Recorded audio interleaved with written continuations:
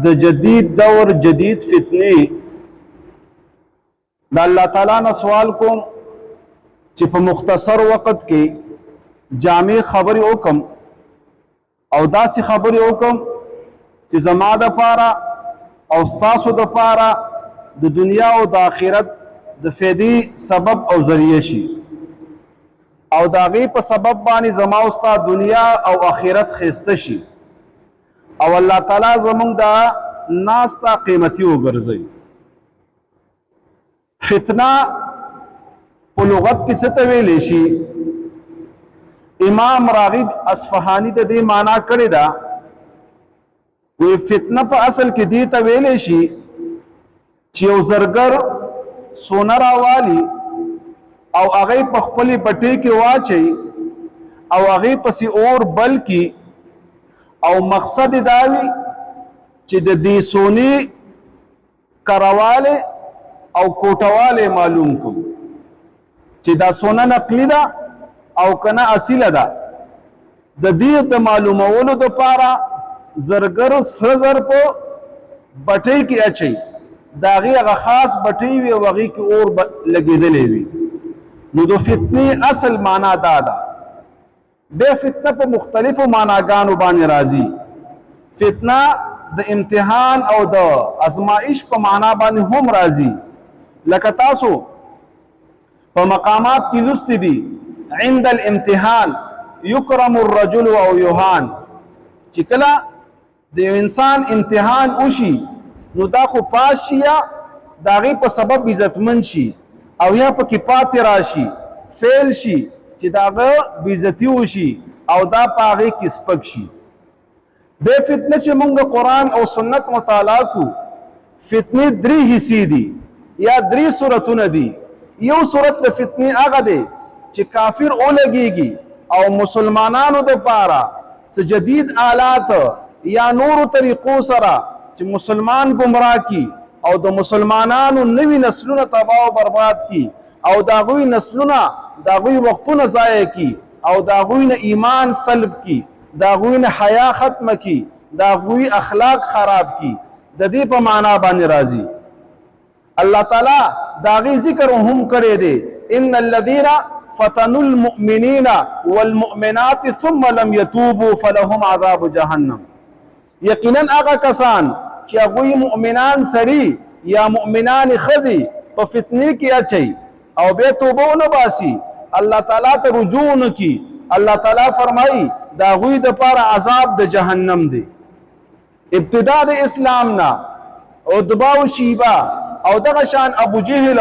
مسلمانانو ته به تکالیف ورکول، خاصتا په تکلیف کې بلال رضی الله تعالی عنہ ډیر مشهور دی چې هغه ته به ډیر تکلیفونه ملاوېدل د څه د وجنه؟ د اسلام د وجنه او خاصتا د توحید د وجنه، او هغه به اواز د احد احد کاوه.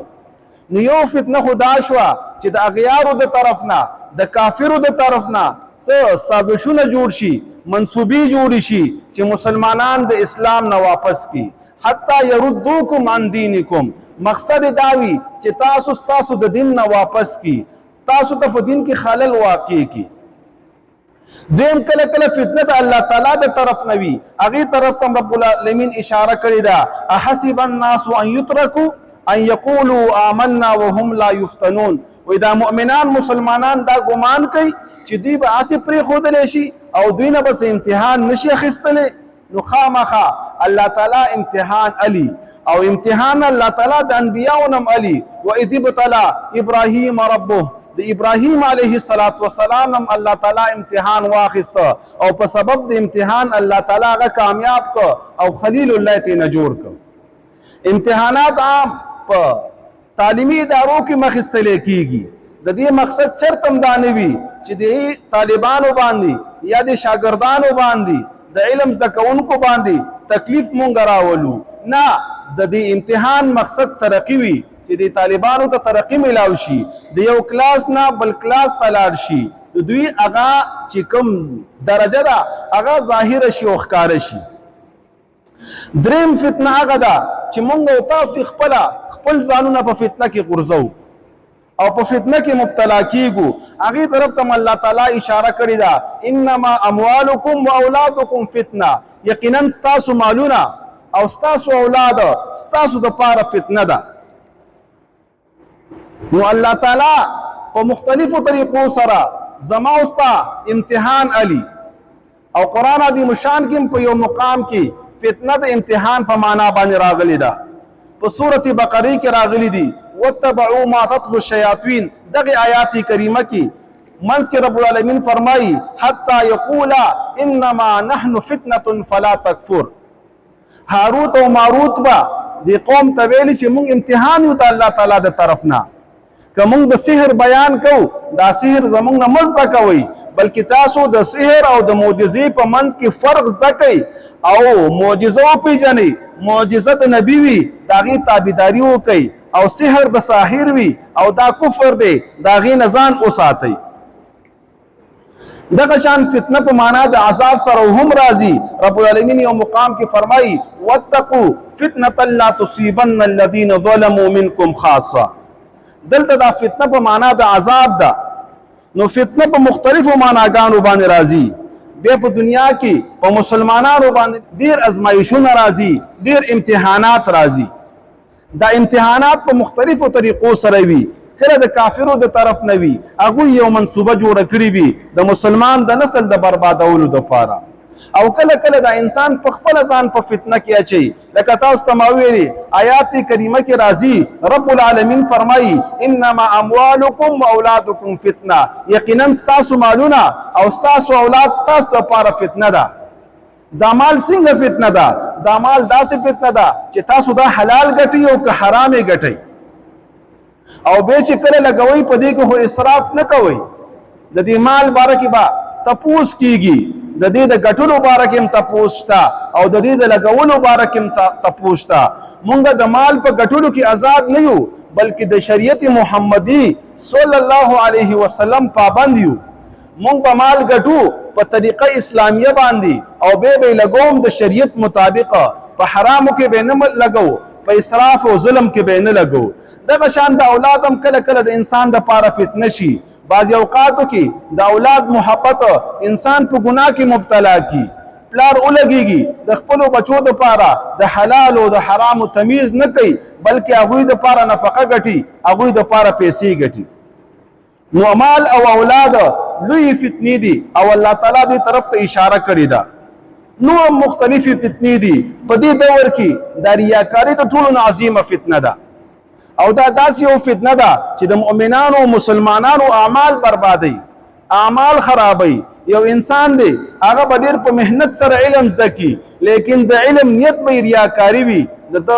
هیڅ اجر نشته د الله تعالی په دربار کې او صحیح حدیث کې راځي نبی مهربان صلی الله علیه وسلم فرمایي چې جهنم ګرميږي په چا باندې او ابتدا د جهنم د چا نه کیږي او اوله کې څوک ورځيږي هغه کې باغ عالم وي چې علم خو کړی دی مهنت کړی دی شپه ورځ دې لپاره وقف کړی و لیکن د الله رضا مقصد نه و هغه به جهنم ته ځي دغه شان مجاهد او دغه شان هغه مالدار سخی نو زما اوستا اعمال چې زما اوستا د ریا د وجنه برباد نشي او د دې یو صورت په دې دور کې دغه موبایل دی ډیر خلک به تاسو کتلی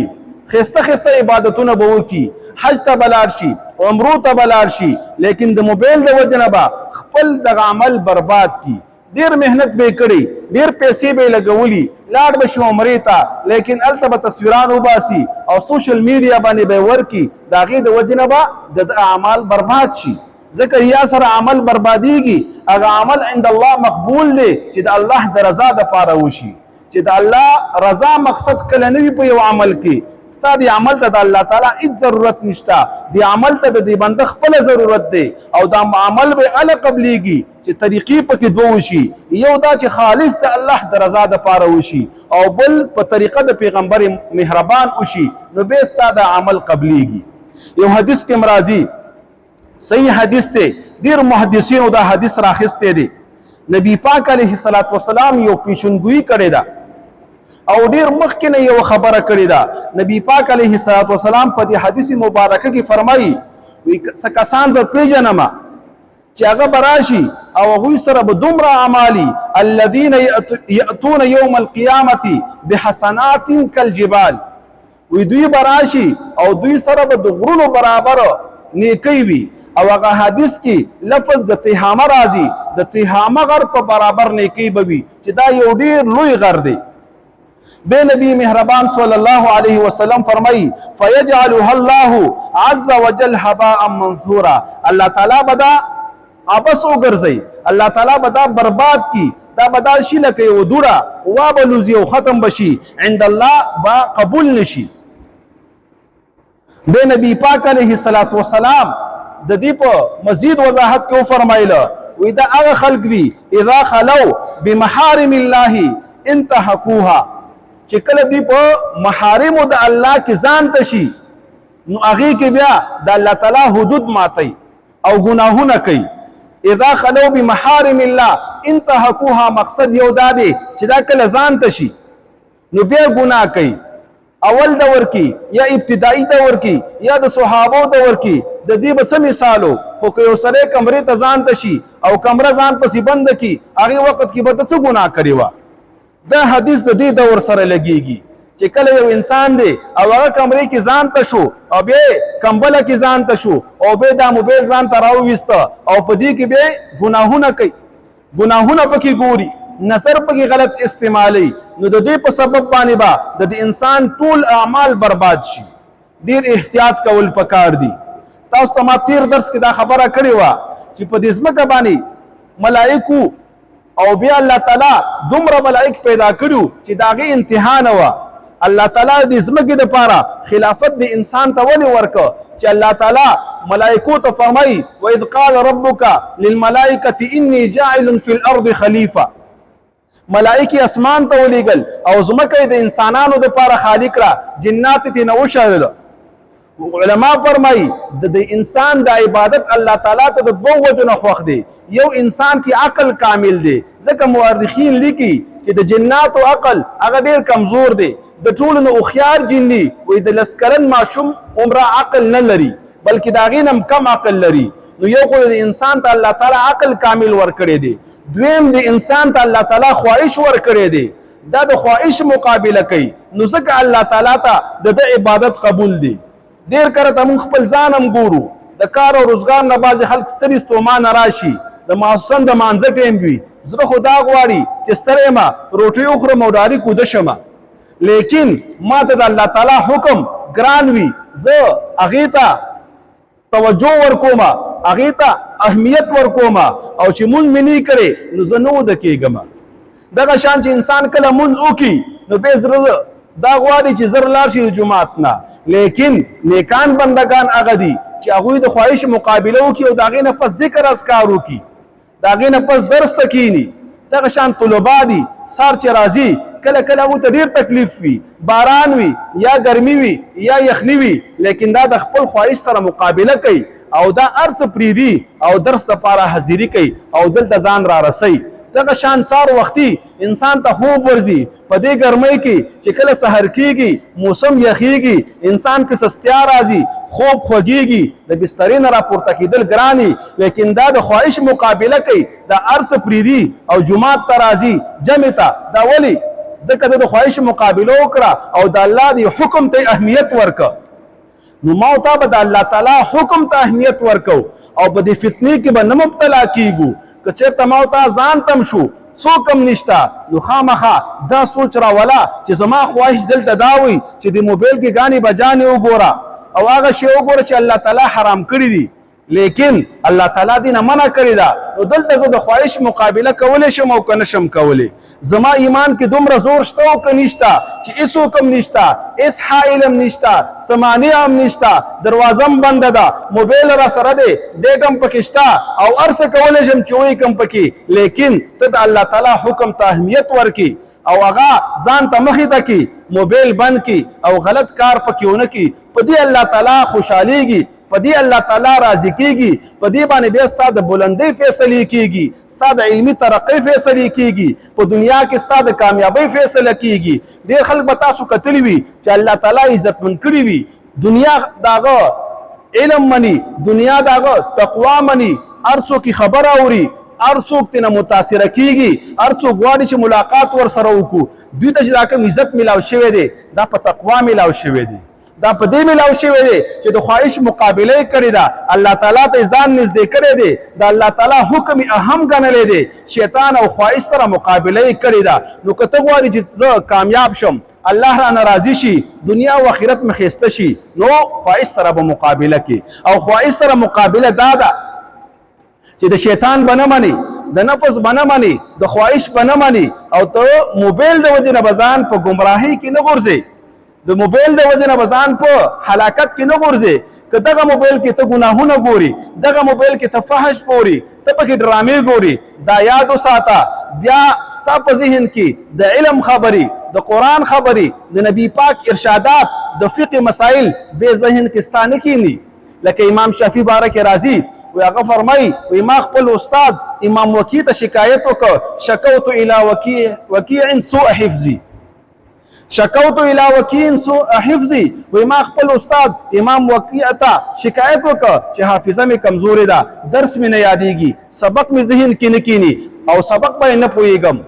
فاوصانی بترک المعاصی، وی ما ته وصیت وکړ چې ګناهونه پرېږده. هغې ته ورپسې ګناهونه، نن خو هر قدم کې یو ګناه ده. نو که ما ورته غواړو چې علم راته نصیب شي، بیا هغه مزید فرمایي فإن العلم نور من الهي، وی دا علم د الله تعالی یو نور دی، ونور الله لا یعطى لعاصي. الله تعالی خپل رڼا ګناهګار ته نه ورکوي چې هغه موبایل راړولی او په کمرې کې ناست دی، بسترې کې دننه شوی دی او هغه پکې ګناهونه ګوري، دومره حیا نه کوي د الله تعالی نه، او بیا په جومات کې، بیا په مدرسه کې مخکې ته کتاب هم پروت وي، نو بیا ستا ایمان ډېر کمزوری دی. دغه ایمان چې تا باندې دا موبایل نشي بندولی، دغه ایمان چې تا د الله تعالی حکم نشي رامخې ته کولی، نو دغه ایمان به جنت ته بوځي. دا ډېر د سوال خبره ده.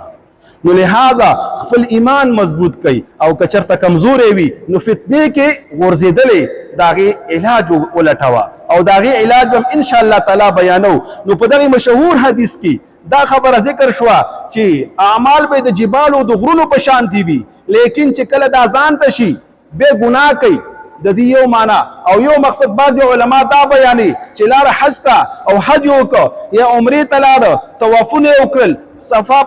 او مروه په منځ کې سعی یې وکړه، او دغه شان په حج کې عرفات میدان ته لاړه، منا ته لاړه، څو ورځې په ښه تکلیف کې تېرې کړي، لیکن د نر بچی راغی او ټولې تصویران یې اخیستي، ویډیوګانې جوړې کړي دي او هغه یې سوشل میډیا باندې ورکړې، نو څه فایده شوه؟ هغه مبارک عمل. دغه وجه نه علما فرمایي چې صدقه ورکول پټه بهتره ده،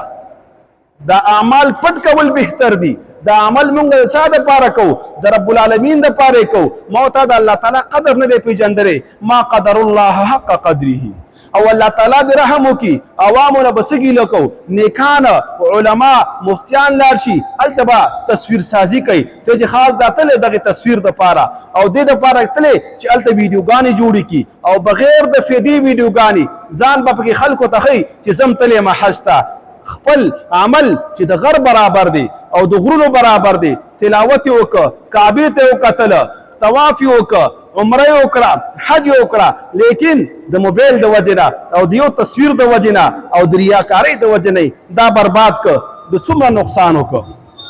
څومره غټ نقصان دی انسان وکړ. لږ سوچ وکړئ دې خبرې ته. لہذا ما ورته به خپل عمل نه بربادو، خپل عمل به نه ضایع کوو، بلکې خپل ایمان کې به زور راولو. که ما ورته ته نفس وایي چې راځه تصویر وباسه او عمرې ته تلې یا حج ته تلې، سوشل میډیا کې ورکه چې تربوران یې وګوري او ملګري او دوستان یې وګوري چې خلکو کې حاجي صاحب مشهور شم او ښه سړی مشهور شم، نو تا نقصان وکړه، تا فایده نه ده کړې. لہذا په دې دور کې د ټولو نه لویه فتنه او د فتنو مجموعه دغه موبایل دی. د دې موبایل صحیح استعمال دا په دې وخت کې کامرانی او کامیابی ده. بیا بغیر د ضرورت نه موبایل اخیستل دام فتنه ده، د ضرورت نه زیات استعمالول دام فتنه ده، او د ګناه دپاره استعمالول دام فتنه ده. یو جامع معنا به درته وکړم، ستاسو وخت نه ضایع کوم. هر هغه شی چې تا د الله تعالی د محبت نه کټ کوي، تا د الله تعالی د عبادت نه کټ کوي، تا د الله تعالی د تعلق نه کټ کوي، بس دا فتنه ده. که هغه ستا مال دی، کاغذ ستا اولاد دی، کاغذ ستا موبایل دی، کاغذ ستا دکانداری ده او که کارخانهداري ده، که هر شی دی چې رکاوټ جوړیږي د الله تعالی سره او د الله تعالی په عبادت کې، نو بس دا فتنه ده. ما ته د عبادت لپاره راغلیو او د نبی پاک طریقه کار څو طریقه کار داو اخراج العباد من عبادت العباد الى عبادت رب العباد. بندگان د بندگانو د بندګۍ نه ویستله او د الله تعالی په بندګۍ کې مشغولول او مصروفول، دا د نبی کارو او د نبی د وارثانو چې علما دي د هغوی هم دغه کار دی. نو لہذا ما تاسو د علم سره وابسته خلک یو، ما ته به د موبایل غلط استعمال نه کو او دا څوک به منع کوي، استاد به دې منع کوي نه. موبایل خو داسې یو فتنه ده چې تا څوک نشي کتلی، تا به ستا ایمان بچ کوي، ته به د الله تعالی نه حیا کې، ته به د هغې ملائکو نه حیا کې کوم چې تا پسې هر څه لیکي. ما یلفظ من قول الا لديه رقیب عتید، تا باندې ملائک مقرر دي، هر څه ګوري د هغې نه لږه حیا وکړه، د خپل علم نه حیا وکړه، که ګیره دي د خپلې ګیرې نه حیا وکړه، لیکن د ګناه نه ځان بچ وساته، نو ته به کامیاب شي. بیا مسلمان ته څه کول پکار دي په فتنو کې؟ د ټولو نه اهم شی په فتنو کې هغه د الله تعالی عبادت کول دي. یو حدیث کې مرضی العبادة فی الحرج کهجرة الی، نبی مهربان صلی الله علیه وسلم فرمای د فتنو په دور کې او د فتنې په وخت کې عبادت کول دا داسې دي لکه ما طرف ته د هجرت وکړه او ما طرف ته رالی، ته ګناه ته ناست وي، موبایل راغې، زه دې غوښتله چې فیسبوک کولاو کړم او ګناه پکې وکړم، پردۍ ښځې وګورم یا ډرامه وګورم، دغه وخت کې دا موبایل بند کا او 10 وکړه 2 رکعته لمونځ وکړه، نو تا الله تعالی ته ځان نږدې کړه، تا د کامیابۍ په لومړۍ پوړۍ باندې قدم کېښوده، ته به انشاءالله کامیابېږي. الله تعالی به دې بدله ضرور درکوي، الله به تا په دنیا کې کامران او کامیاب کوي، خامخا ترقي به ته میلاویږي، لیکن ایمانی غیرت پکار دی.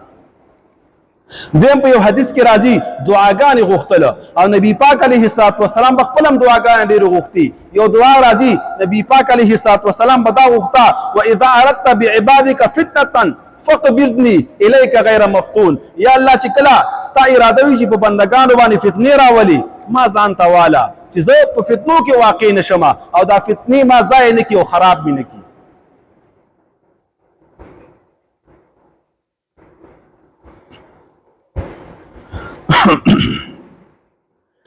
بل خبره په وخت د فتنو کې د خپل ژبې صحیح استعمال کول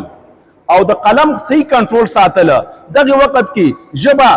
صحیح خبرې پې وکړه، د فایدې خبرې پې وکړه. ډېر خلک به تاسو کتلي خلک ګمراه کوي د خبرو د وجې نه، دروغ وینا به کوي او څه به وي صحیح واورېدل مخکې د هغې بیان کوي. حالانکه حدیث کې راځي کفا بالمرء کذبا ان يحدث بكل ما سمع، کافي دی د انسان لپاره دا خبره دروغ کوله او دروغ ویله چې څه واوري د هغې بیان مخې ته کوي. مشرانو به فرمایله وی چې رښتیا راځي دروغ به کړي وران کړي، هغه دغه دور دی. دروغ یو خبره په سوشل میډیا باندې وچلیږي،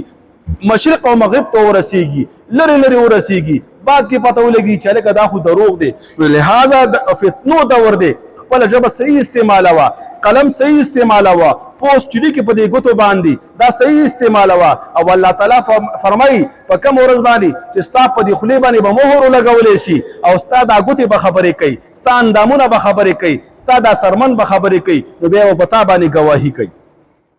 لہذا د فتنې معنا مونږ وکړه چې فتنه یو جامع معنا ده. هر هغه شی ته د الله تعالی د عبادت نه منع کوي، تا د سبق نه منع کوي، تا د درس نه منع کوي، ستا نه ستا کار پاتې کوي، بس دا شی فتنه ده. الله تعالی ته متوجه شه او د الله تعالی نه وغواړه چې په دې کې تا ته هدایت در نصیب کړي. او خاصتا د موبایل فتنه چې د دې وجې نه زما او ستا اعمال برباد نشي، زما او ستا د علمي میدان کې پاتې را نشو. ډېر کله طلبا داسې وي چې هغه علم نه زده کوي، بس موبایل ته وخت ویلی وي او موبایل ته کار ویلی، مطالعه نه کوي، تکرار نه کوي، کتاب نه ګوري، اضافي مطالعه نه کوي، بس چې کور ته لاړ شي یا کمرې ته لاړ شي موبایل راوالي یا چا سره خبرې کول، ګپې شپې لګول، واتساپ باندې ویډیوګانې کتل، نو دا خپل ځان په نقصان کې اچول دي. ستا دپاره مستقبل دی، ستا دپاره ډېر څه پاتې دي، ته به په هغې کې کامیاب نه شي، ته به ناکام شي، په هغې کې به ذلیله شي، په هغې کې به ته تکلیفونو سره مخامخ شي او ته په هغې کې دومره مشکلاتو سره مخامخ شي چې ته به هم حیران یې چې دا ما نه کومه ګناه شوې ده. او که نه تا د خواهش مقابله وکړه او د الله تعالی صحیح عبادت دې وکړه او دا جدید فتنې او د دې دور فتنو ښکار نه شوي، د کافرانو چې کومې حربې دي د مسلمان نسل د ګمراه کولو دپاره دغې کې راګیر نه شوي، دغې جال نه خلاص شوي. دغه نن سبا چې کوم دا نیټ دی یا چې موږ ته ډیټا مختلف نومونه وایي، د دې معنا هم د یو جال، دا په ټولو دنیا باندې د کافرانو خور کړی هم دی. دې کې څه فایدې هم شته لیکن زیات پکې نقصانات دي چې ما ورته خپل نقصان د دې په سبب باندې ونو